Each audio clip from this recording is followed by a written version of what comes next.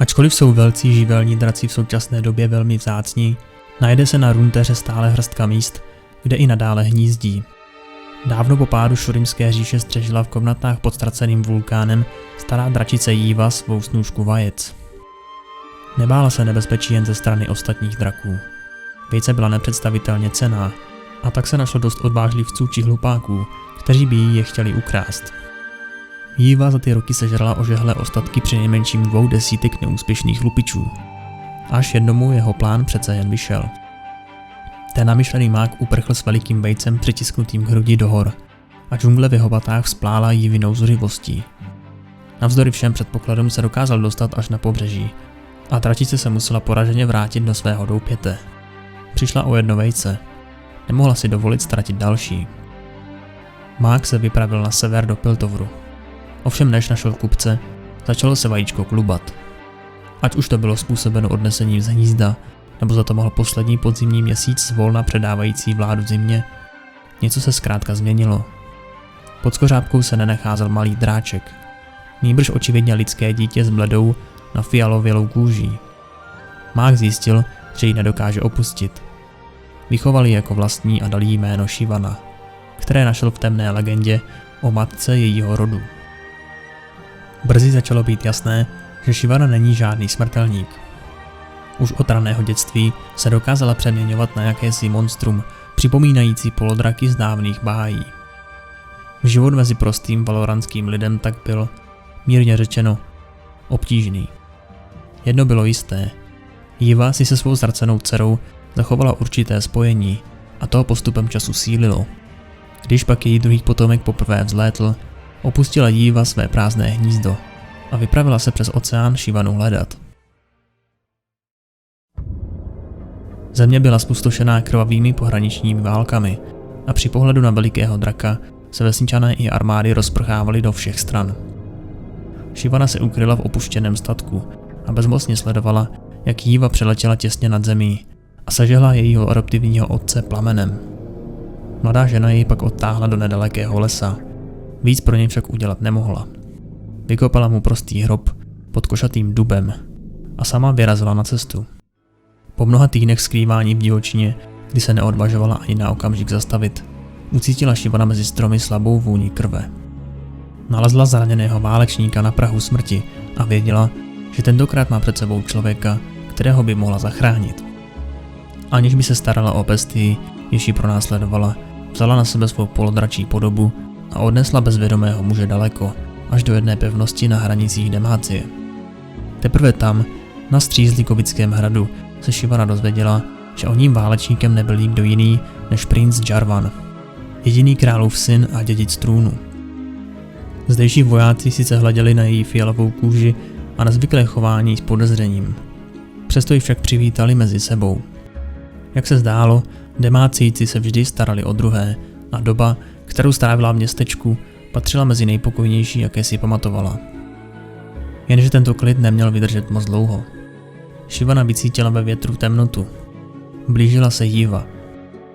Uzdravující se princ věděl, že se musí postarat o obranu Střízlíkovic a v případě na blížící se bitvu svolal vyděšené obyvatele za pevné zdi tvrze.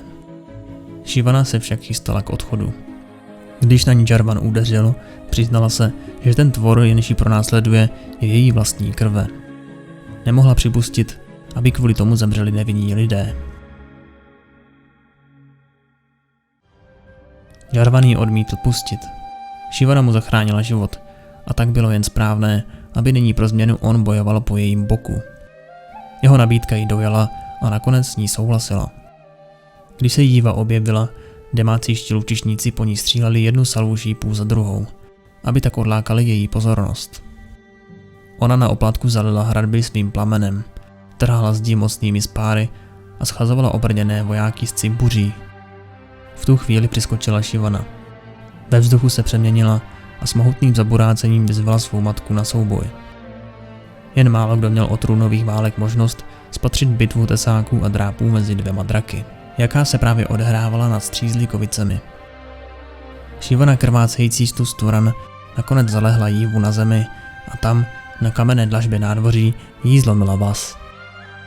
Samotný princ pak vzdal hold Shyvanině údatnosti a slíbil jí, že pokud se s ním vrátí do síní jeho otce, bude pro ně vždy mít místo po svém boku.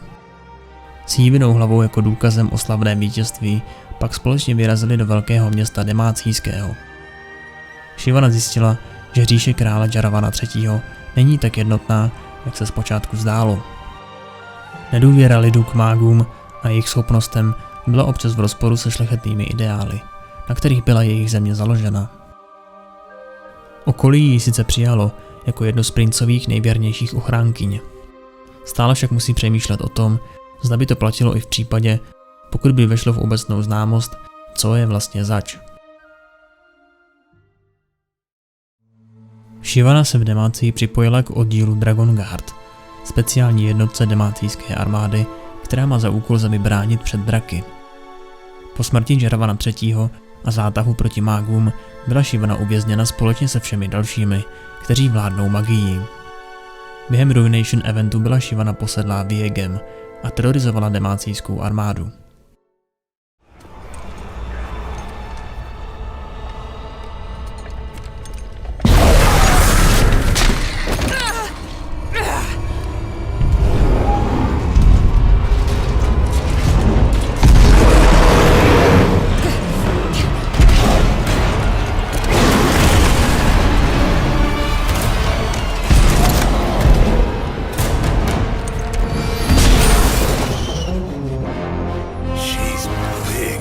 Then shoot her twice.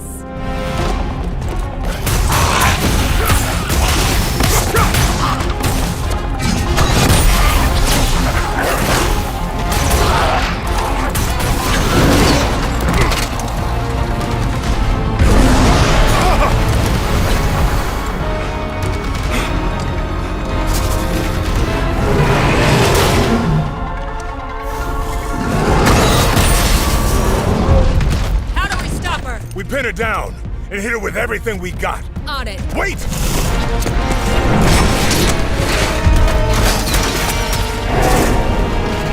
Lucian!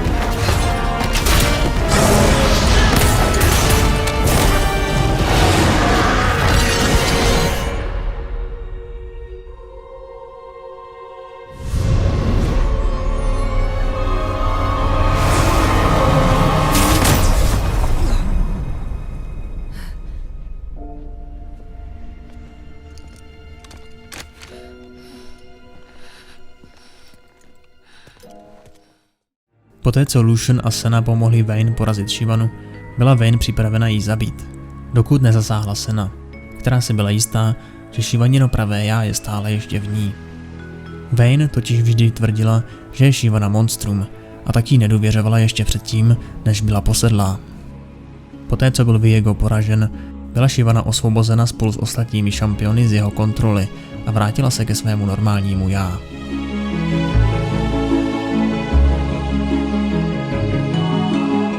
Děkujeme všem našim Patreonům, kteří podporují náš mrtvej kanál. Mockrát díky.